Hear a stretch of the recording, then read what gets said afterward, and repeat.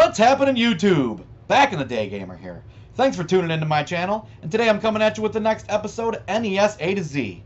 We're on the 14th episode, and that brings us to the letter N. On my previous episode, I asked the viewers what game they wanted me to play for that, and you guys said you wanted to see some Ninja Gaiden. So here we go. Let's jump into it.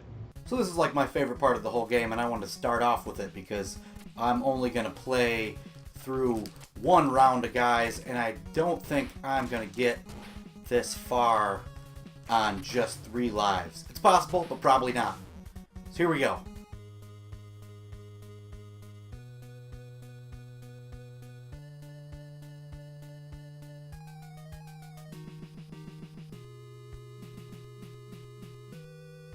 This game has probably the best NES cutscenes I can think of, and there's a pretty powerful one. So now we're back, shooting back to the beginning here. Talking about the cutscenes. You did see my favorite one of the game. Now the game is starting with another one, which we aren't going to watch, because you can watch that on your own. Now I'm just going to do a little quick up here. Going to play 3 guys worth. So, Ninja Gaiden, notoriously difficult. Crazy hard. I played for about 45 minutes yesterday, and while I was playing, I had it just so happened that someone posted a review yesterday. While I was playing, I figured, well, let's have that in the background.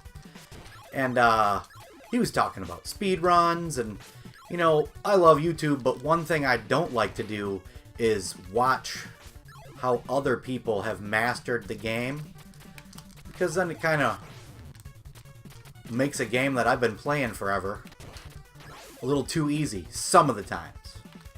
Now, this game being so hard, wouldn't think that would come into play, but I happened to see a few things that really blew my mind. First, the guy was talking about doing speed runs, and when he's not a world-class speedrunner, he can finish the game in about 12 minutes, 11:45 perhaps. He said the world record is 11 and a half minutes, right around there. That's insane. That is insane. So I learned a few things from him, despite not wanting to. But first, what's with the afro-wearing boxing glove guys? What do they have to do with ninjas? Anyhow, I learned a few things from him. First thing I saw was there's some kind of move that awesome speedrunner guys do where it literally kills the end guy in one hit. I saw him do it like 2 or 3 times. You know, like I said, I had it in the background. I wasn't watching. I just turned my head. He's like, here we go. You know, and I saw him. I don't really want to know what that is, because if you can kill the end guy in one, or a boss in one swipe, you know, that's really cutting the game's difficulty down a lot.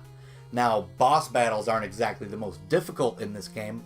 We're going to skip this cutscene here as soon as she brandishes her weapon, so I think that's fun. It's really the gameplay and the knockback itself. Now, you know, the first few stages, I mean, I can breeze through the first 3 stages, you know, just on like 1/4. But, you know, the 6th board, oh my god. I don't see how you can even beat it. Now, I always preach about how I am dead against save states, because I am.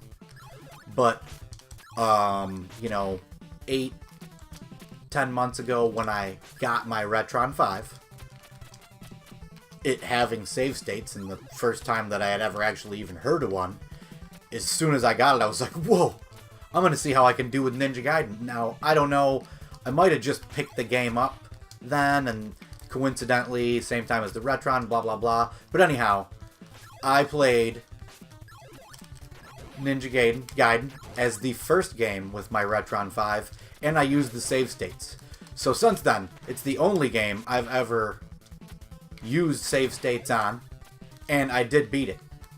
But without using the save states, I don't know how anyone can beat the game.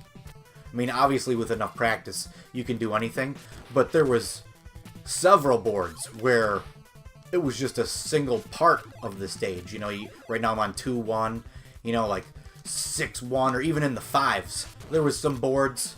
I remember the part with the guys that look like they're flying pigs, pink flying things. I mean, it took me an hour to beat one of those stages, and I was using the save states. So, you know, wow. Some people must just be a lot better than me at video games. Oh! There's your classic example of knockback. But anyhow, Ninja Gaiden, I still like to say Gaiden, was one of the first Nintendo games I ever actually played. My dad's best friend, John, he had a couple of boys. They were a few years older than me, and they had a Nintendo. I believe they were the second people that I ever saw have a Nintendo. And they were the first people, the very first place I ever played my all-time favorite game, Mike Tyson's Punch-Out! But I remember playing Ninja Gaiden and Castlevania, both at their house for the very first time. I'm sure they were right when they came out. What did this say? This is like 89? So, you know, we're talking late 80s. Most of the people watching this video probably weren't even alive at that time. Woo! Got lucky not dying there. But anyhow, this is one of the first NES games I ever played. And I can assure you, I didn't even get this far. Now I remember this board used to just be super, super hard. Now, putting a little more time in on it, it's a lot easier. As I say that, I die. Idiot. The knockback. Man. Whew. But anyhow, you've all played this game. You know what I'm talking about. If you haven't, and you're watching this for the first time, not only do I find that strange, but you will learn all about the knockback if you ever play. I think I've heard some people say that that spin weapon is the weapon you want to go ahead and dominate the game with. There's a guy that owns a local video game store in this area, Video Game Underground, who was telling me that. I believe he said, I think he said he could beat the game deathless. You know, I don't know, that seems extra crazy to me, but something about it was because you hang on to one weapon, so not only would you have to be really good, but you'd have to know by memory what weapons are where, because that's important. So, you know, this is the second boss that we're fighting here. You know, nothing special, not too hard. Bobbing and weaving, bobbing and weaving. Here we go. So now we're moving on to Stage 3. Stage 3 isn't too difficult either. And I'm going to skip this, but I suggest when you play this game, because I always skip through them, always, check out the cutscenes. When I finally did watch them, I was like, wow, that's a pretty good story. Pretty in-depth for an NES. For an NES game. Oh, these birds. The birds are definitely the toughest part of the game. Except for that final end boss. Yeah, I don't know. I don't want to spoiler it for anyone. But man. Man, is that last guy hard. Most of you know exactly what I'm talking about. You think it's over and it's not over. And he's on, like, you know, stage 6-3 or maybe 6-4 or something. You know, and if you die on the boss, you have to go back to the beginning of stage 1. Something like that. Crazy. Crazy hard. When I was watching the guy doing that video where he's talking about speedrun, the whole key to this game is to never stop. Always be moving. And, you know, I'm not that good, so it's crazy to me. But now I can see with, you know, just playing it yesterday with an hour of practice, how you can really keep up the pace. I mean, I improved my time a lot, I'm sure, but nothing like these crazy speedrunner guys.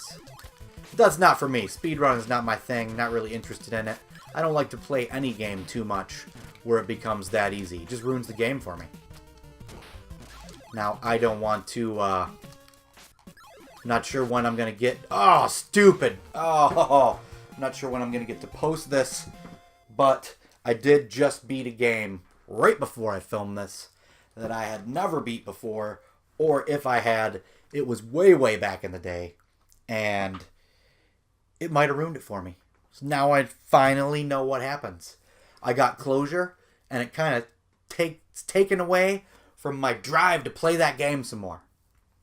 But anyhow, there's some Ninja Gaiden. That was the 14th edition of NES A to Z. Thanks for tuning in. Leave a comment below on what you want for the next episode, which would be 15, and that'd be the letter O, because O comes after N. So let me know what that is. If I don't have the game, I'll pick it up. Thanks for watching. As always, like, comment, subscribe, all that jazz. And until next time, YouTube, keep it retro!